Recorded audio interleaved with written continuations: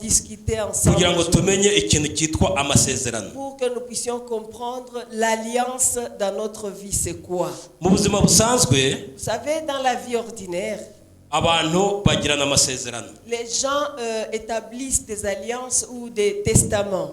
Umugabo, umusore n'inkumi, Que ce soit un garçon ou une fille, iyo bagiye kubana bagirana amasezerano. quand ils vont vivre ensemble toute la vie, ils commencent par faire une alliance. Bakazamura akaboko bagahamya ayo masezerano kikaba ari cyo Et là, kimenyetso. ils le font même devant les gens en élevant la main pour prester devant les gens à propos de l'alliance. Ntabwo bazamura amaboko, bazamura akaboko. Ils élèvent un bras. Ho kuzamura amaboko no gutsindwa. Parce que élever deux bras, c'est dire j'échoue. Bajya bavuga ko ingabo zatsinzwe zigira gute? Je me soumets. Zimanika amaboko. Parce que Nta yindi mpamvu c'est ce rero qu'on dit, ceux qui échouent, ils élèvent les deux mains. mu masezerano yo gutsa akaboko, Mais dans l'alliance, on élève une seule main. akandi kaboko kaba gafashe ibihamya. Et l'autre main tient les témoignages. Iyo umanitse amaboko yombi rero, Quand tu élèves les deux mains, nta bihamya uba ufite, tu vas élever seulement les mains, mais il n'y aura pas de témoignages. uba watsinzwe. Là, c'est pourquoi on dit que tu échoues.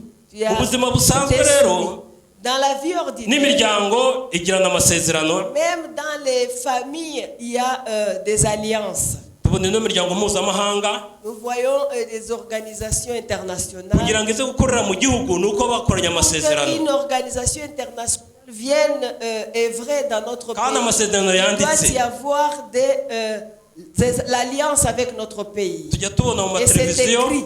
Nous le voyons au travers des télés. hari igihe ambasaderi afite igitabo undi afite ikindi. Parfois, un ambassadeur, tu le verras avec un livre et l'autre ambassadeur d'ici avec un autre. Cyangwa minisitiri ku wundi minisitiri, Ou bien un ministre et l'autre ministre de cyangwa notre perezida ku wundi pays. muperezida. Ou bien un président et un autre président de l'autre pays. Hari ahantu hakuyeho amasezerano. Et là, ils vont faire l'alliance en vertu des témoignages qu'ils ont. Abahanzi Et même dans le monde artistique. kugira ngo babone views kuri za YouTube, Pour que les gens trouvent des views sur le YouTube, bagirana amasezerano. ils font des alliances avec les gens qui doivent suivre.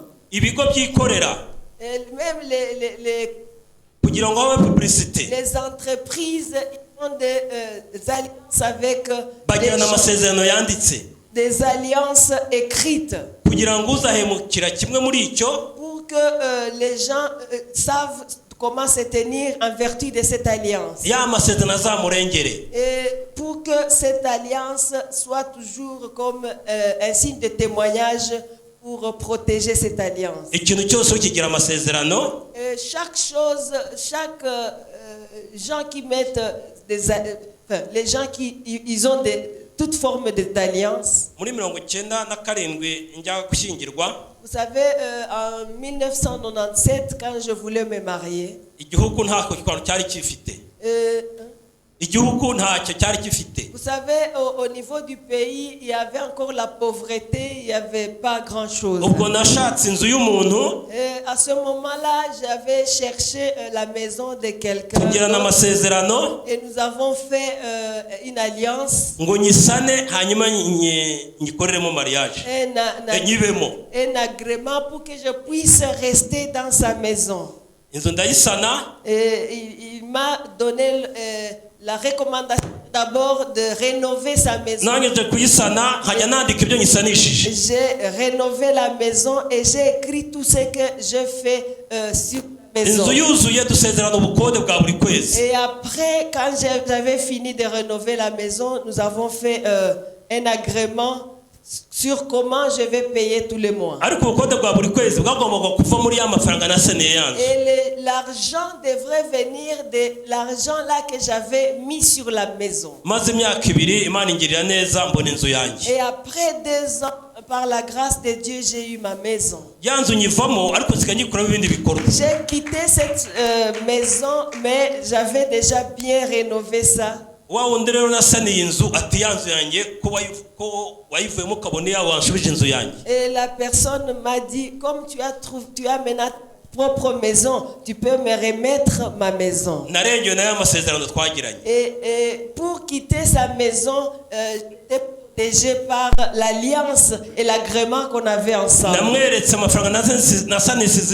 Je lui ai montré tout l'argent que j'ai dépensé pour rénover la maison et les années, le nombre d'années que je viens de passer dans la maison.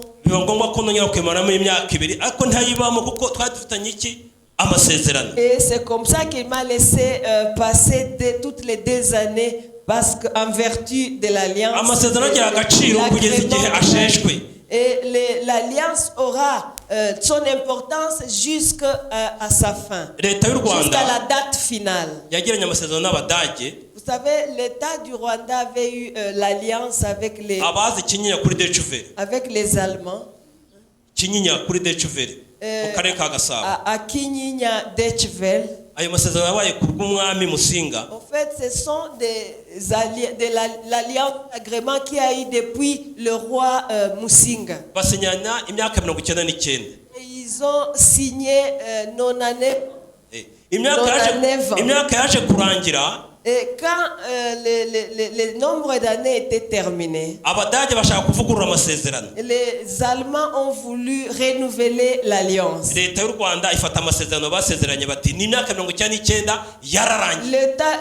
Le gouvernement du Rwanda a dit que c'était 99 ans. Point, c'est tout. Maintenant,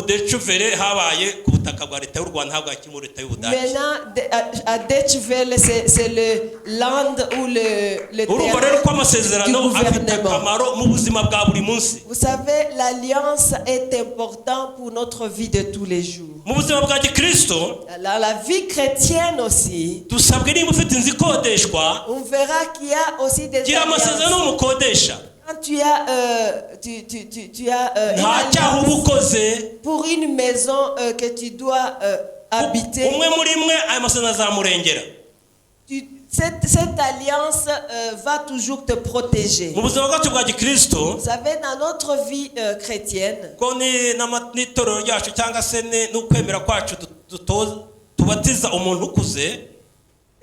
vous savez, dans notre doctrine, quand nous baptisons quelqu'un qui est grand, déjà grand, il commence par apprendre, être enseigné et après la connaissance.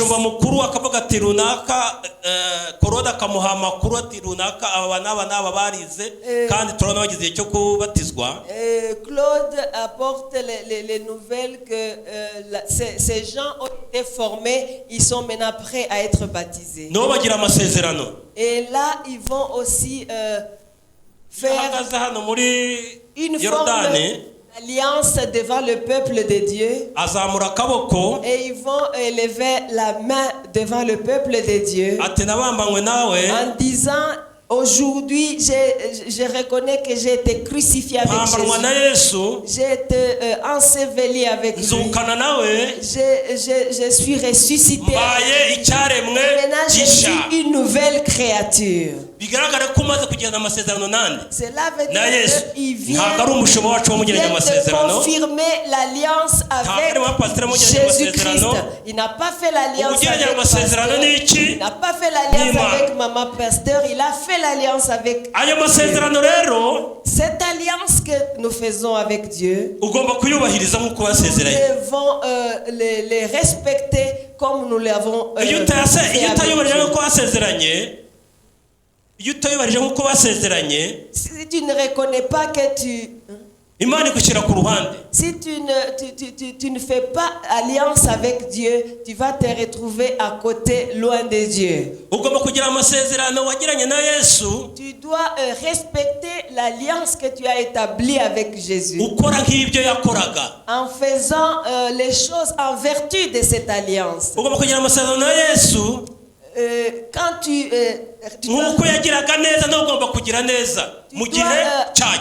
marcher comme, faire du bien comme Jésus le faisait en vertu de cette alliance. Tu dois respecter l'alliance avec Dieu comme Jésus avait toujours la compassion. Tu dois avoir aussi la compassion en vertu de cette alliance. Pour que cette alliance soit importante dans ta vie. Si Jésus-Christ enseignait, moi aussi j'enseigne comme Jésus-Christ en vertu de cette alliance. Si Jésus-Christ visitait les malades, moi aussi je dois visiter les malades en vertu de l'alliance que j'ai eue avec Jésus. L'alliance que tu as établie avec Jésus.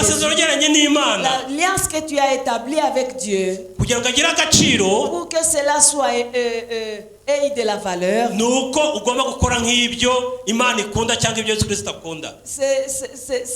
Dans ta vie, c'est quand tu le respectes et tu le fais, tu agis selon cette alliance. Quand nous lisons en fait l'histoire de Tamar et Judas, et nous voyons comment ils ont vécu la ruse, comment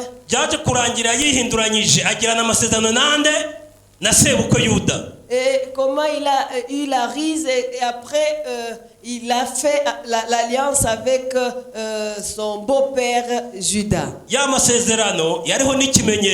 Et cette alliance, ils ont mis un signe sur cette alliance. Et c'est cette alliance qui a sauvé Tamar quand on l'avait condamné pour mourir. Vous savez, Pierre, quand il a demandé à Jésus, il dit, Seigneur Jésus, nous avons abandonné nos propres affaires. Nous avons abandonné nos femmes. Nous avons abandonné nos familles. Maintenant, toi, tu nous promets quoi? En vertu de l'alliance. Et Jésus a dit, tu seras le pécheur d'hommes. Voilà pourquoi Pierre est toujours parlé jusqu'au jour. Il a accompli en fait l'alliance qu'il a fait avec Jésus. C'est l'alliance qui a fait de lui ce qu'il était devenu. Pour que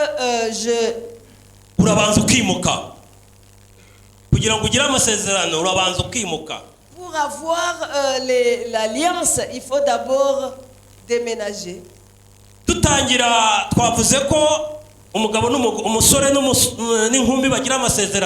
Pour avoir au début nous avons dit que pour qu'un homme et une femme aient l'alliance, il commence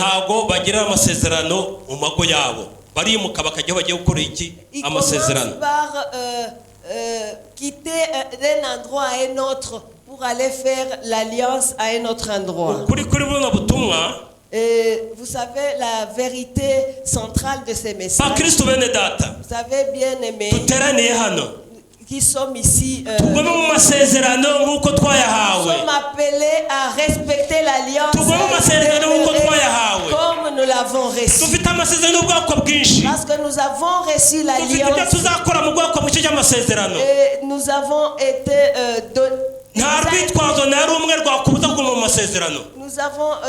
nous avons reçu l'alliance avec que tu sois malade, que tu sois bien, que tu sois qui est faim, que tu sois rassasié, que ce soit la journée ou la nuit, tu dois rester dans l'alliance. Tu dois demeurer dans l'alliance que tu as établie avec Dieu. Parce que c'est cette alliance qui plaidera pour toi au jour et même le jour où nous serons en face de notre Dieu. Nous allons voir ensemble ce que la Bible nous dit à propos de l'alliance dans Genèse 12. Genèse 12. Genèse 12, 2 à 3.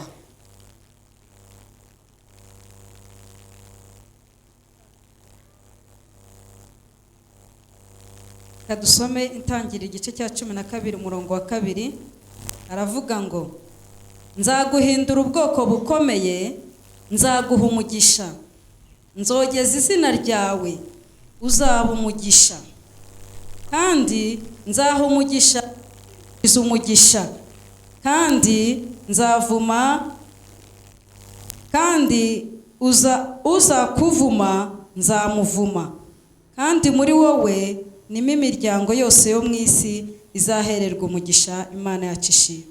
Amen. Alléluia. Amen. En lisant Genèse 12, 2 à 3, le titre de ce message, on nous dit que le Seigneur a fait déménager Abraham pour l'amener à Canaan. Parce que Abraham vivait dans Ur, chez les Chaldéens. Il vivait là, il ne connaissait pas Dieu, il vivait mais le Seigneur l'a regardé, l'a observé. Il l'a examiné comme il t'a examiné, toi qui es là présent. Il l'a examiné particulièrement par les autres pour le choisir et le faire sortir du milieu de son peuple. Comme le Seigneur t'a choisi, t'a fait sortir du milieu de ton peuple et il a permis que tu le connaisses.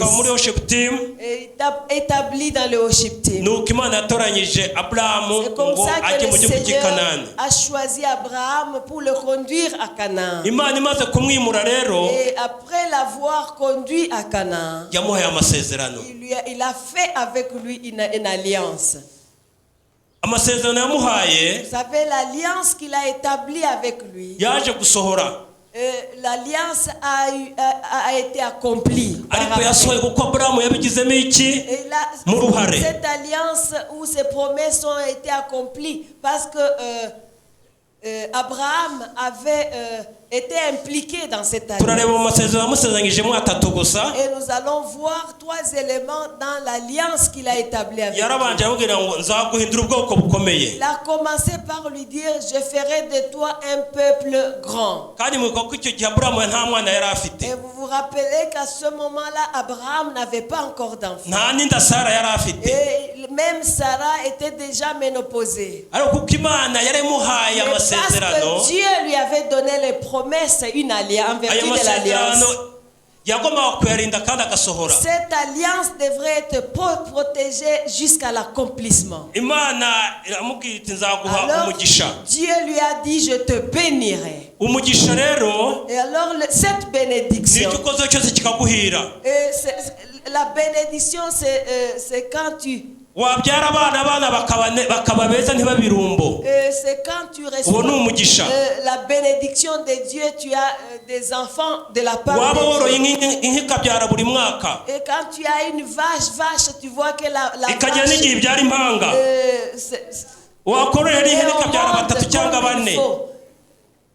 se multiplie comme il faut. Quand tu fais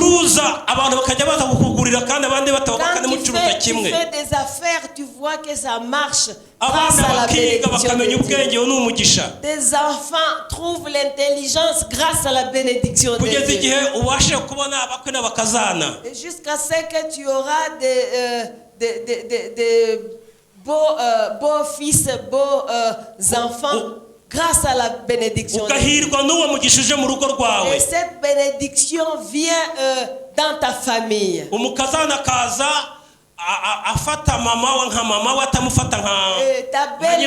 La belle fille considère sa belle-mère comme sa maman.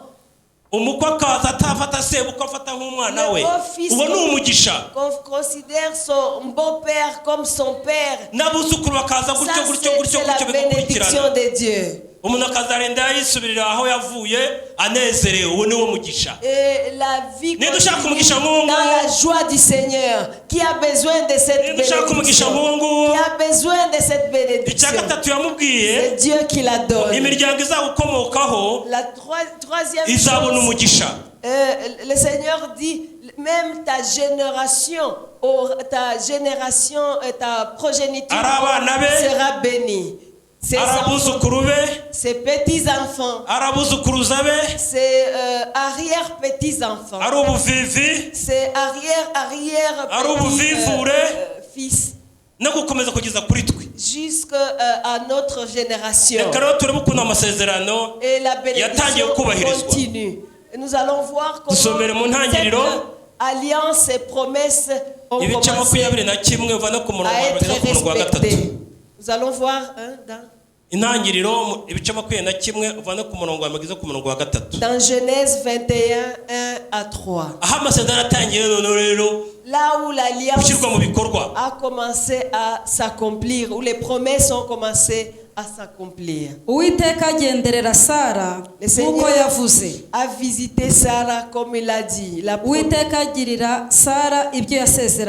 Il a réalisé ce qu'il a promis à Sarah. Sarah a conçu en vertu de l'alliance de Dieu.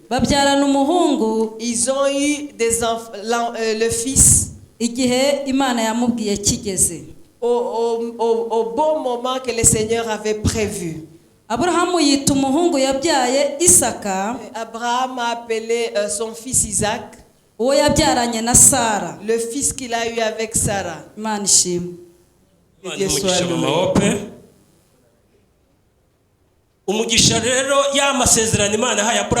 Les promesses, l'alliance que le Seigneur avait établie avec Abraham a commencé à s'accomplir de cette façon. Quand tu lis la parole de Dieu, tu vas voir que l'alliance a commencé à s'accomplir, les promesses ont commencé après une trentaine d'années. Parce qu'on nous montre qu'Abraham, il a eu des enfants à 100 ans pendant que Sarah avait 90 ans. Ils ont eu un fils Isaac. Et la promesse a commencé à s'accomplir.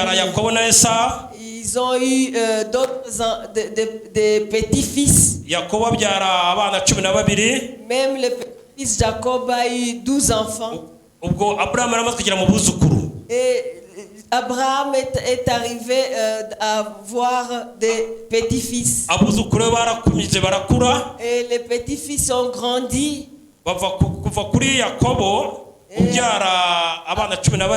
À partir de Jacob qui a eu 12 enfants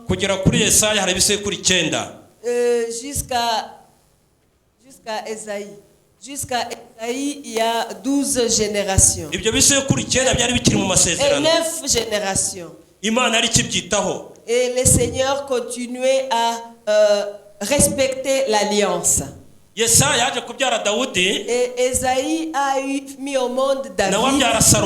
Et David a mis au monde Salomon. Et dans l'entretemps, il y a eu 300 générations. Hein? Et 23 générations. Et le Seigneur continue à respecter l'alliance qu'il a établie avec Abraham. Il a continué à le respecter jusqu'à plusieurs générations.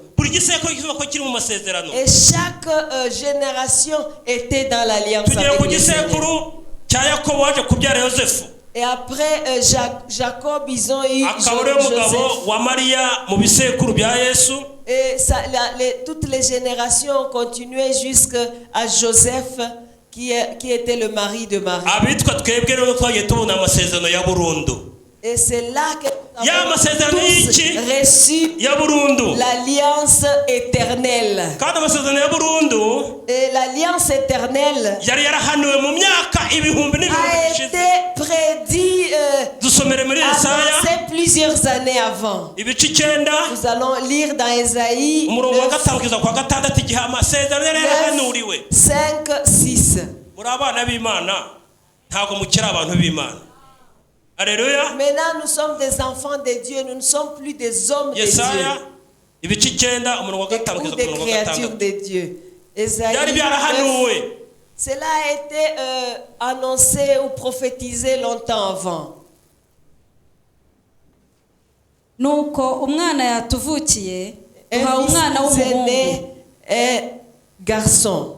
Ubutware buzaba ku bitugu bye. Et l'autorité sera sur ses épaules. Azitwa igitangaza. Il sera appelé miraculeux, umujyanama, conseiller, Imana ikomeye, le Dieu grand puissant, Data wa twese uhoraho, le Père éternel, umwami w'amahoro, le roi de la paix.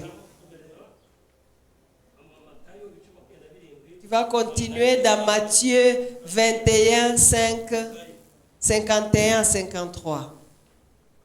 Matthieu 21, 51 à 53. Matthieu chapitre 21, 51 à 53.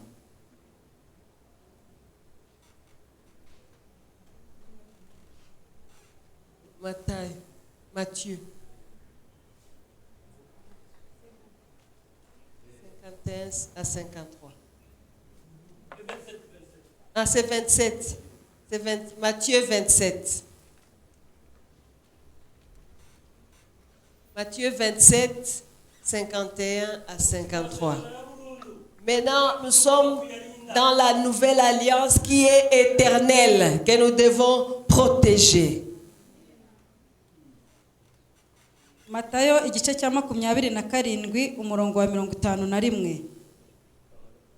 Umwenda ukingiriza hera cyane h'urusengero utabukamo kabiri. La voile qui séparait les lieux saints du lieu très saint a été déchirée en deux. Utangirira hejuru kugeza hasi. Ça a commencé à se déchirer depuis le dessus jusqu'au bas. Et il y a eu tremblement de terre. Ibitare birameneka. Et il y a eu les rochers ont explosé. Ibituro birakinguka. Et les sépulcres se sont ouverts. Intumbi nyinshi z'abera bari basinziriye zirazurwa. Les morts qui étaient dedans ont ressuscité. Bava mu bituro maze amaze kuzuka binjira mu murwa wera. Et après la résurrection de notre Seigneur, ils sont entrés dans les lieux saints. Babonekera benshi. Et ils ont été vus beaucoup de gens. Nous sommes dans l'alliance qui est éternelle.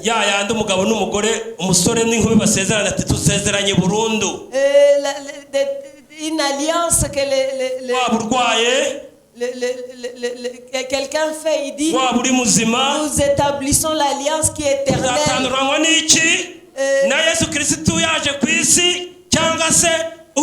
Notre alliance est éternelle. Ça sera, nous ne séparerons que par la mort.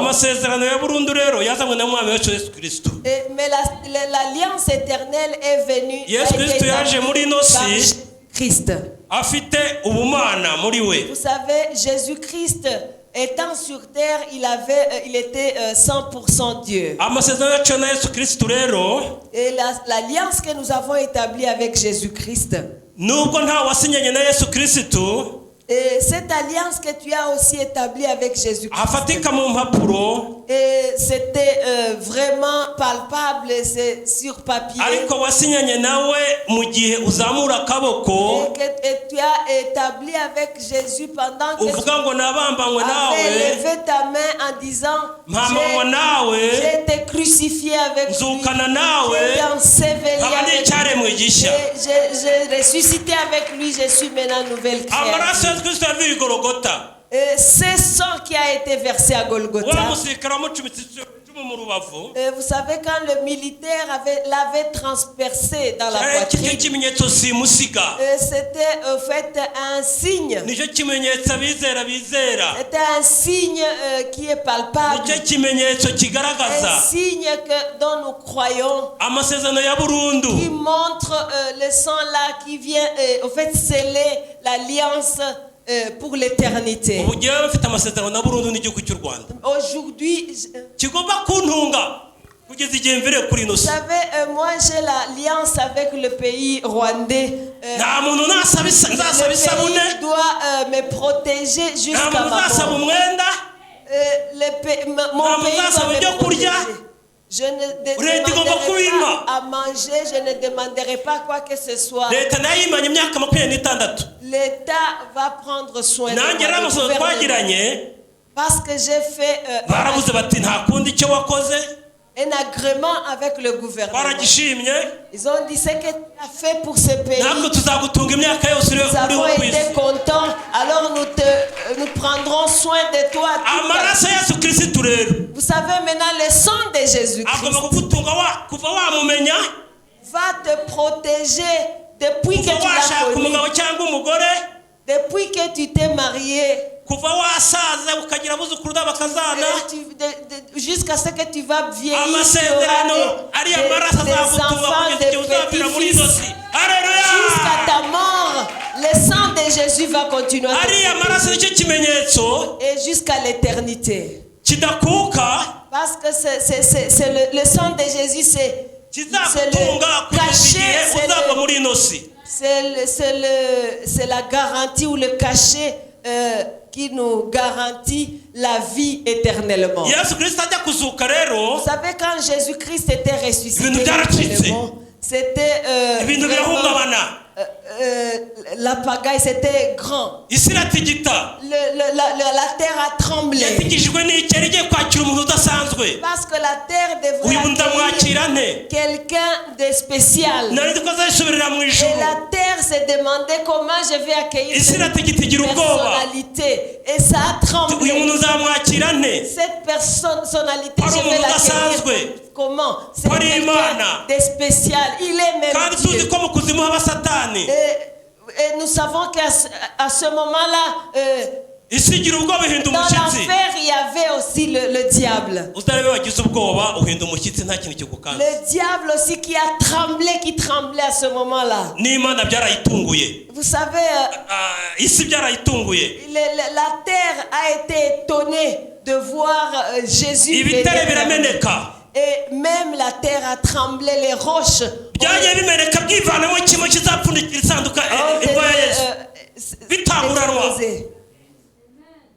La nature a tremblé même. Et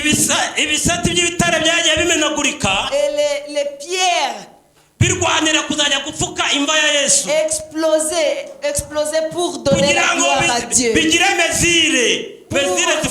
Pour donner la gloire à Dieu.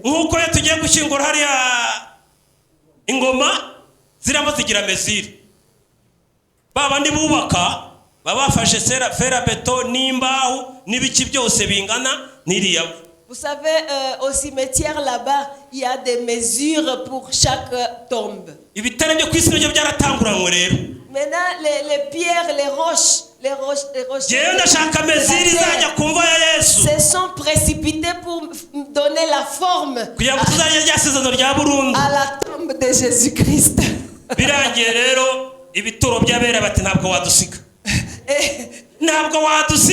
Et même les tombes des saints, ils ont déclaré, nous n'allons pas rester ici, vous n'allez pas nous laisser ici. Alors nous allons partir ensemble. Et ils ont ressuscité avec lui. Ils ont dit, vous n'allez pas nous laisser ici. Ils ont tous ressuscité avec lui. avec lui. Et en plus de cela, ils se sont promenés en ville. Ils étaient vus de tous. Jésus devant, Abraham derrière, et tous les saints derrière en train de célébrer. Vous savez, j'ai été venu une fois ou 4 fois, où j'étais à côté du président de la République, mais je ne pouvais pas. J'étais proche de lui. Vous savez, quand le président s'approche de toi, il est là. Il y a au fait des gens qui se précipitent pour aller devant lui. Mais quand le président s'approche de toi, tu ne peux pas ne pas le savoir. Parce que ça se fait voir, ça se fait sentir. Imaginez maintenant Jésus en train de marcher avec le peuple de Dieu dans la ville.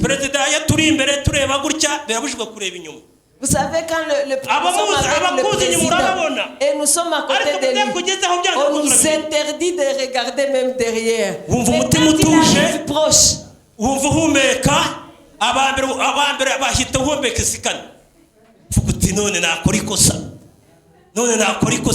va voir que les choses changent, l'atmosphère change.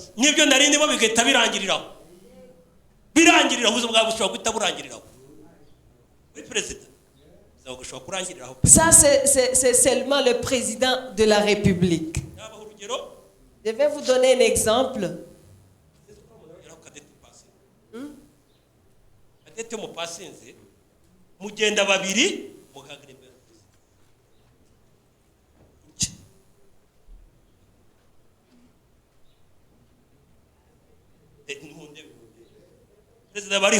Quand le président est là, tu dois te tenir d'une certaine façon. Parce qu'il y a une parole que tu peux prononcer qui peut te faire, qui peut faire que tu sois, supprimé ou pas.